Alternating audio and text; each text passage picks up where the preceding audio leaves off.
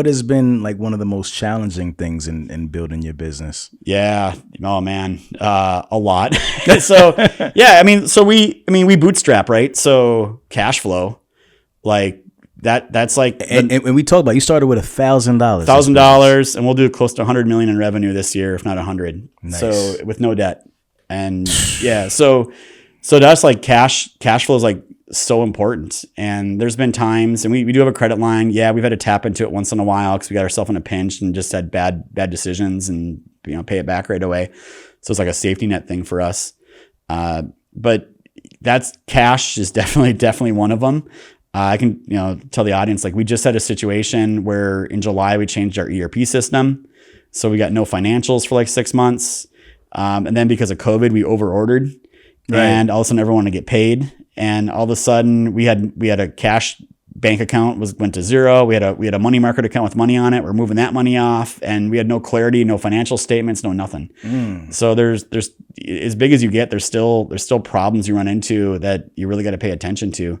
So that's number one. And then humans, that's the other one. Like, finding people you can trust is really freaking hard. Like, especially the bigger you get. Like, when you're smaller, you get to know people, right? Like, I see you guys here, you're traveling together, you know each other. Like, it's harder.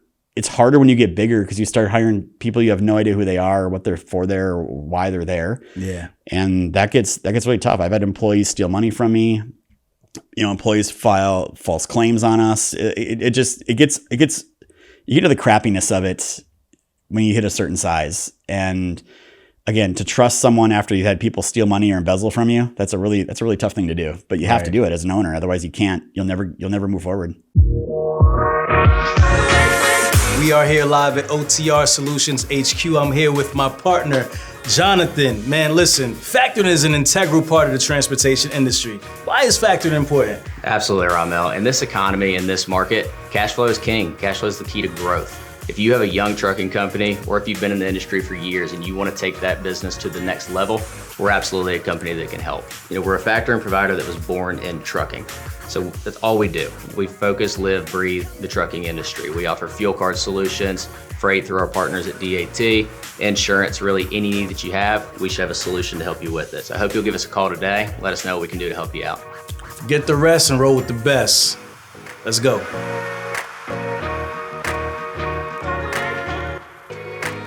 Right. Nah, for sure. That's the reality of entrepreneurship and building something great.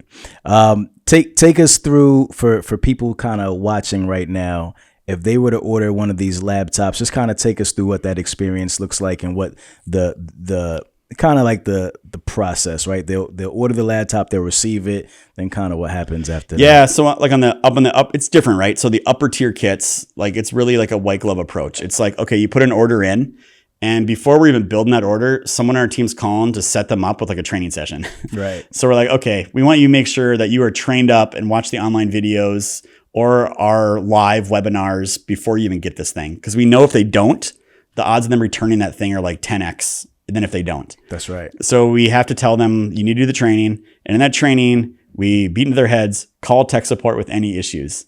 So I would say most times when customers take us up on the 30-day money-back guarantee, it's because they didn't do the training and they never called in tech support, right? Got it. So kind of like I did with my first kit. So yeah, I get sure. You understand. I can't blame you guys at all.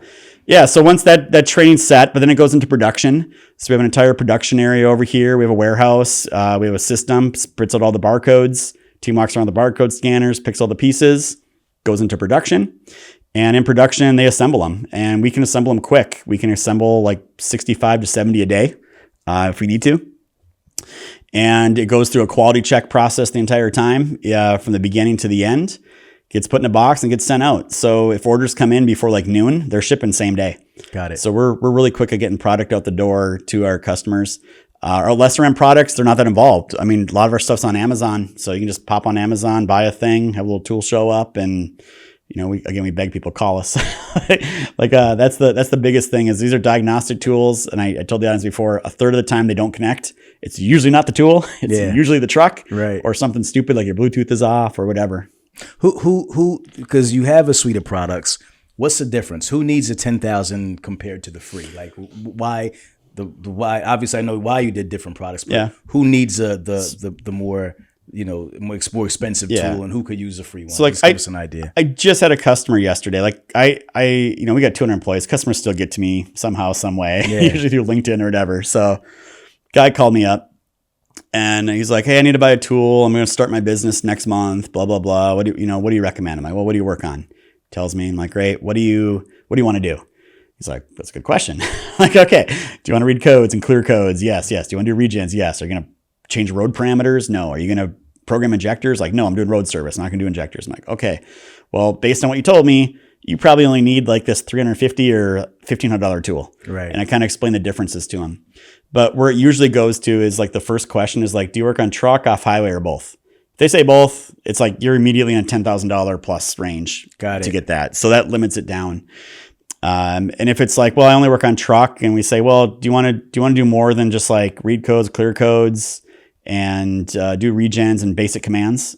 And they're like, yeah, I want to do everything. You're like, okay, now we're at a $10,000 tool. Like it goes that way. But usually sometimes they have other questions. So it's like, well, I have a fleet. I run 3 trucks. We shouldn't be pitching you a $10,000 tool. We should be having a conversation with you being like, okay, look, what do you really need to do? Like, what's really going to get you by in that situation? So it's trying to have those consultative conversations. And that's been one of our struggles, is because we have so much traffic and so many leads coming in.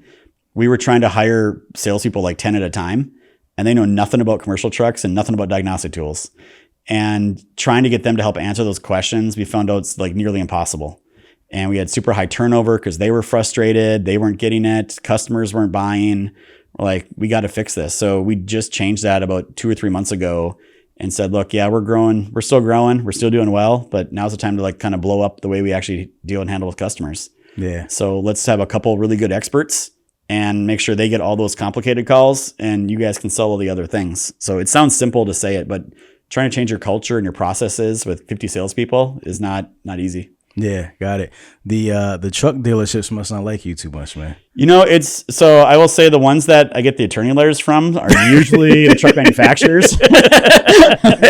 And they're usually accusing us on competitors. So there's a competitor in general. We get at least one attorney letter a year. Right. And it's almost Cease a joke and desist. now. Yeah, it's every joke. Like the last one I didn't even open. I just took a video and threw it in the garbage can. Right. Sent the guy a video. I don't know what you're complaining about. I'm getting it wrong. Right. So you upset people, right? And I think that's when you're on the right path. And every letter we've ever gotten accusing us of doing something we weren't doing, they're just making assumptions or trying to slow things down or really upset they lost a big deal or whatever it is. So the funny thing is now a lot, and I've gotten a letter from I think every truck manufacturer that exists that sent me at least one letter. But now a lot of them we're actually working with. So the tide's definitely turned, and I think they've all realized their dealers can't handle all their needs as a manufacturer. They can't work on all the trucks when the trucks need to get worked on. They need aftermarket to exist to help take care of their customers. And now we've actually done some private label deals for tools for some of the engine manufacturers. So some of these engine guys are actually taking our tool, putting our logo, we're re-logoing it and making their own app and selling it to them. So that's been interesting. Dealers are hit or miss, man. Some dealers, we have a reseller program, like Kenworth, Louisiana. Those guys sell a ton of tools for us. Mm-hmm. And their whole mentality is like, well, the more my customers can fix things, the more parts they're going to buy from me. Right. So they have, I think, a great mentality on it. And then you get some dealers, like the one I work for, we're like, hell no, you're gonna make it so customers never have to use me. Right. And I think time will tell, but I think the people that take care of their customers end up being the big winners in this whole thing. Yeah. So to me, everyone's got their own opinion, but I'm not going anywhere at this point. So now they got to deal with me, right? For sure. It's exciting times, and that's kind of how we looked at with the EV thing too. It was like, man, I was 20 years late to this diesel game, and I had no budget, I had no brand name recognition, I had nothing. I was in my garage, and now with EVs and autonomous, like, man, it's like the great reset. Like now you get to go deal with me from day one. That's right. When I have all these resources and all these things. So let's go find out what happens. Making sure that your compliance is on point is an integral part of any trucking related business. Today I stopped by my friends over at FLEETDRIVE 360 to talk about what they're building to make sure that you can run a successful trucking company. And it's everything from the minute you decide you want to hire somebody through maintaining all of your FMCSA compliance documents for ongoing fleet or owner-operator truck business. You've got a driver hiring and recruiting module where you'll create driver qualification files, import digital documents. You've got a drug and alcohol module where you can schedule pre-employment drug tests and manage an ongoing testing pool. We've got an accident registry so you can keep your mandated accident logs and even schedule follow-up drug testing for post-crash. We've got vehicle maintenance logs so you can not only maintain the compliance status of your vehicles, but also upload your work orders and compliance-related documents so you're audit ready when they come in. We've got a document repository, fancy words for digital cloud storage of any document that you want, not just necessarily the compliance documents, anything related to your business, post-crash videos, performance evaluations. And then finally, you've got the dashboard. And the dashboard's the most important part. You can close your eyes and glance at our dashboard, open them, glance at the dashboard, and immediately know whether or not you're compliant or not, both on a driver, company, and vehicle level. It's one-stop shop for all your compliance needs.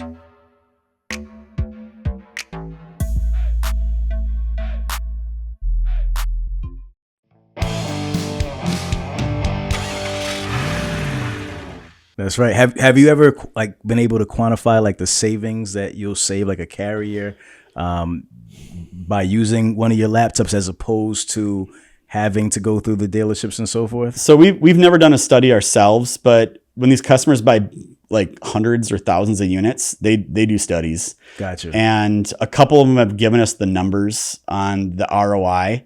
The last one we did where they ended up buying like hundreds of units, they said it was less than 6 months. Like this tool paid for itself in 6 months, and it was all gravy on top of that. So yeah, because it really is a problem. Like we work with companies all the time. And again, some of your listeners here, viewers, I'm sure they've been broken down the side of the road or been somewhere to a shop. The shop's like, oh yeah, we can connect to it. We can work on it. And then they get there like, oh no, we can't do that. But when our customers go out there, we know they can. Like we know they have access to everything, including us. So it's just like a different level of confidence. And that's one of the things we want to do eventually is actually a lot of our customers are asking like, can we put your logo on our truck? Can we put your logo in our shop? Can we do this? And I'm like, okay. I'm like, man, we got to like figure out a way to control this a little bit to make sure that, people aren't abusing it. So to us, I think we're building a brand that actually means something to these repair shops and hopefully eventually to customers as well. When they see that, they know like, okay, these guys know what the heck they're doing. How do you keep the competitive edge and the moat that you've built, right? Knowing now that people have seen that you can do what you've done, how are you able to keep that and not have it spread like wildfire? Yeah, that's been the funny thing. So like a lot of the things I've done, like we were first with like 30-day money back guarantee. Well, now everybody does one. Right. Like all these things we do, people are like, well, no, I got a call center. I can do diesel tech. So I got repair. Yeah, they're all watching. They're all copying. So and that's fine. We know how that is. Yeah. I mean, when you get successful, you get the imitators start to pop out, right? Like, sure. Oh, I can do that, right? Yeah. And it's, like, well, copy this, right? So you want to build your brand and your reputation. Brands always win, right? I know when I buy shoes, I don't go on the internet and search for like running shoes. I go Google like Nike, right? Like that's a brand winning. And that's really what's happened with us, with our brand when it comes to internet searches is people aren't Googling diagnostic tools. They're Googling diesel laptops, which is what we want. But for the competitors, you have to keep innovating. So that's been one of the hard things that we've had to swallow here is at first you only have a $10,000 tool and you're selling the bejesus out of it, right? Like every customer's buying that $10,000 tool. And then we come out and say, well, we need a $3,500 tool. And the fear is that, well, now people are gonna buy the $3,500 one and not the $10,000 one. Right. Like how do we not shoot ourselves in the foot? And I made that decision a long time ago. Like, I don't care. I want to do what's best for the customer. Like I'll deal with margins. That's my problem to figure out my business model. Because like, if I don't do it, somebody else is going to do it. I don't want to be chasing them. Right. And that's been the problem with even like, we have a little tool. It's $350, works with your iPhone or Android. Which you gave me one. Yeah, I gave you one. And I'll get somebody that tool for free somehow. Yeah. Okay. So I mean that's a tool that like reads codes, clear codes, one tap to repair, and does DPF regens. Like that was the questions I was getting asked 6 years ago on the phone. Like, and I'm selling them a $6,000 tool at the time. Now I got a $350 tool that does it. So the problem as a business owner is you're like, man, I'm eating my own lunch here, right? The innovator's dilemma. But what I keep coming back to is like, what's the right thing to do for the customer? And what's the right thing to do for diesel laptops long term? And the answer is always like, yeah, keep innovating, keep making new products, and keep taking care of your customers. And we know it's not about the tool. We know it's about them actually needing the support and the repair and all the other pieces along with it. So to me, it's all right to do those things. But yeah, we have to keep innovating. We have to keep doing marketing differently. We have to just keep constantly be better. So that's the mantra around here, is just be better. Got it. Has anybody shown up in the space trying to compete? I mean, okay, so you got to keep in mind, my competitors are Bosch, Snap-on, Hearst Media, which is a $10 billion company, right? Big boys. No one I've listed here makes less than $10 billion a year in revenue, right? That was in my garage, right? So you're like, man, how do you go compete out of your garage with one person against Snap-on? Yeah, right. Like that's a challenge. You have to figure out where your opportunities are in that whole space. So I actually like the big competitors because they are so far removed from like reality of what's going on that it's like, do you not even know what, like you said earlier, why didn't nobody think of this? I don't know. You can go ask the guys at Bosch and Snap-on why they didn't think about it. Right. But I'm sure it's people that aren't even in the industry, right? Bunch of people in suits sitting around trying to figure out things and don't understand, looking at spreadsheets. Yeah. And in the meantime, I've been working in a shop for 10 years. I'm like, well, I can see the problem clear as day. People want to be able to fix their own stuff simply and easily. And no one was really able to do it. So there's an existing competitor out there that, had been around for a long time. I remember meeting him, their CEO, and he's just like, why are you in this space? You're going to get your ass kicked. This market's not that big, blah, blah, blah. And I was like, okay, whatever. I'm going to do my thing. And, we passed him. I mean, we do double his revenue now. so you didn't lap them. No, yeah. Well, and then he'd be like, well, we're developing, he would tell me what his product, I knew what his product did. And I knew what these other ones did. And he's like, well, we're going to get to that level in like 2 years. I'm like, you're like, but 2 years, they're going to be like, you don't even see their tail light. Like you're delusional on where they're at. Right. So it's funny when you get removed from things, how much that happens. And that's why I still try to stay active. I talk to customers. I go to trade shows. I'm on the Facebook forums. I'm like, I need to know what's going on in the market to be able to keep coming up with products and ideas and keep growing the company and innovating. What motivates you as an entrepreneur? Because it doesn't seem like it's the money. No, never been about the money. Yeah. So, well, maybe in the beginning, it's your why, right? That's really like, why do you do what you do? And for me, that's changed through the years. So at first the why was like, well, I quit my job. I got to put a roof and food on the table. Right. That was the first necessity. Why. Yeah. Like I got it. Like I'm the breadbringer. I got to do this. And then I think the next why for me was really like, well, okay, putting food on the table. Can we actually like build a business, like a real business, not in my garage and dining room table? Right. So you get the rental play, rent the first place. Like, oh, this is a business. I go to work every day. This is a thing. And then it became like, man, I wonder, like, can I grow this thing? Like, how big can I get this thing? And then you start doing that, and you start realizing like how much potential you have. And now the why sounds really crazy. Like my why that I tell our employees all the time, like the reason here is to go help an industry and change it. And let's go really change the way people diagnose and fix trucks. And to a lot of people, that's a big goal, and you get laughed at behind doors or whatever. But I'm like, I think we can do it. Like, How many people have the opportunity to really go change the way an industry works and change it for the better and be a part of that?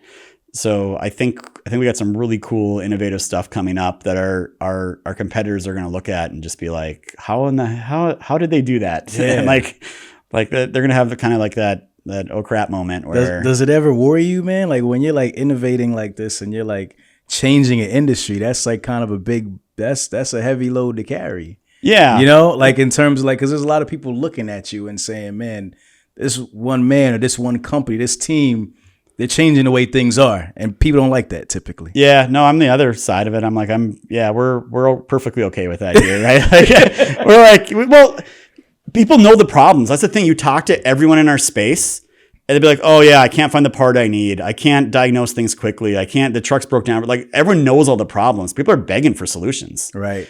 And, one of the, like I did in the tour today with you, I explained, I'm like, look, typically if you ask somebody like, hey, once you know that's the part you need, how long does it take you to figure out the part number, who has it and what the price is and when you're going to have it? Right. And if you ask people that question, they'll tell you anywhere from 45 minutes to a couple hours. I'm like, this is ridiculous. Like, first of all, it took you an hour to get from a fault code to that part. And now it's going to take you another hour or two to figure out who has it and when can I get it and when can I get this truck out the door? Like this is totally a solvable problem. And no one's ever combined like diagnostic tools with repair with parts. And that's exactly what we're about to unleash is like, hey, here's this free tool, or here's this $350 tool or my $10,000 tool. Here's your code. Here's your part number. Here's price and availability. Click the button to buy it. Yeah. And to us, that really changes a lot of things because now decision-making power on who buys what from who shifted right into someone else's hands. So we show that to people. Half of them get excited. Half of them get scared. Right. So we'll see where it goes. For sure. When you're not working, do you still find yourself obsessing over this stuff? Like how do you stay, I guess, in the know, or like you maintain that what's the word I'm looking for? You just don't lose touch like with what's going on in the real world, right? I mean, you're an entrepreneur. Can you turn it off? Is that possible? No, you can't. You can't. You can't, right? So, and like everyone around me in my life is in this space. Like even my friends, a lot of my friends work here. Like this is all I've known and done for 20 years now, based on my previous experience. So, to me, it's that's not really the problem. The problem is trying to turn it off and have that ability to relax. And I can definitely say, since I've hired, now I got a CFO, a chief revenue officer, a COO. I've hired competent people from the space that understand the vision.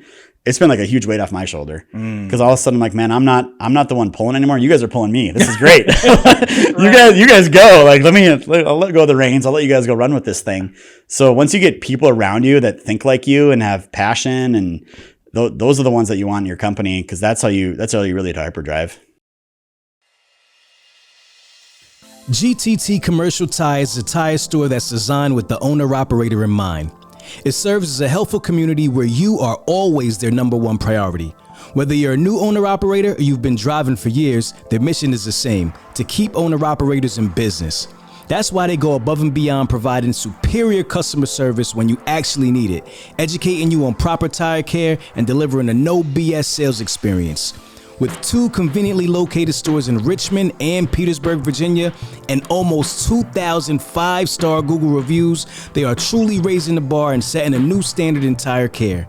Make sure you call 1-800-991-6251 to schedule your appointment now, and tell them Truck and Hustle sent you.